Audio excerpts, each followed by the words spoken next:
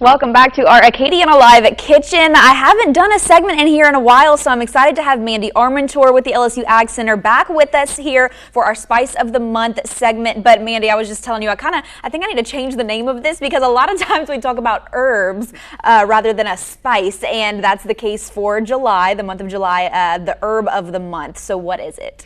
It is dill weed today, actually, and dill is kind of like in the parsley family in that it is grown like parsley, but it's real feathery, it's real light, and it almost has some similar taste properties like celery. So it's more of a savory herb as opposed to a sweeter herb. And dill weed is really easy to use in your dishes. You can get it fresh at the grocery store, or you can get it dried. Of course, the fresh, you need more to get the flavor as dried, because dried is concentrated, so it has a stronger flavor. So you only need a little bit of the dried.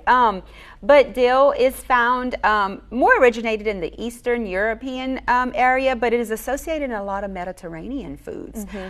So if you like Greek or Mediterranean type foods, chances are you will find dill in a recipe in there. I think of focaccia bread, all of our Greek dishes, so they've got the dill weed in it. And I am big on Mediterranean food. I love a good Mediterranean dish, but tzatziki, I was telling you, I've always heard of tzatziki, but I've never actually made it or tried it myself, but it looks delicious. Tell us what all is in this recipe. So in this recipe, tzatziki is kind of one of those refreshing kind of dishes that it's so hot outside. Right. This would be perfect. But we've got Greek yogurt in it.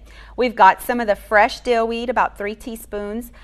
We've got a little bit of red wine vinegar, little dab of minced garlic, and then we have a whole cucumber that we shredded, and then I did shredded some, and then I chopped some just to get a little bit of that crunch in it. You mix it all together, leave it in the refrigerator overnight so the flavors can all blend. Put it out. You can serve it with fresh cucumbers or even fresh vegetables, some pita bread, pita chips, even crackers, naan bread. And it's just it's one of those light dishes. It's almost like I guess it's almost like a dip that you could enjoy, but it doesn't get you all kind of heavy and weighed down. So something cool and refreshing. And it seems like it was probably pretty quick and easy for you to make. Very easy, probably 10 minutes. The longest thing that took was to chop and shred the cucumber. Yeah, and I mean, it's perfect timing for something like this that you can use as a dip or as a spread, because we have the 4th of July tomorrow. So if you're last minute like me and you're needing to figure out what you're going to bring to your celebrations with family and friends, then tzatziki might be the way to go.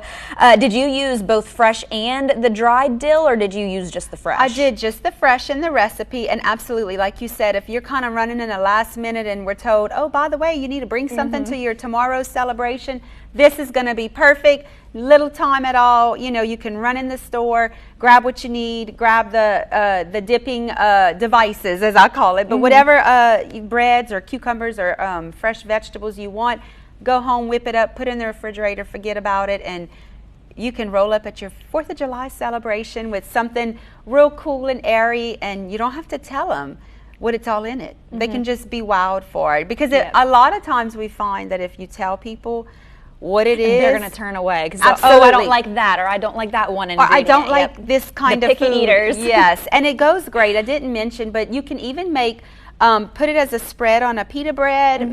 Put some lettuce, maybe some grilled meat, and make it like a little wrap. And that's kind of like the binder of all the ingredients to make it all stick on the bread. So. Perfect. We love this recipe. Again, perfect for the 4th of July, the celebrations we have going on.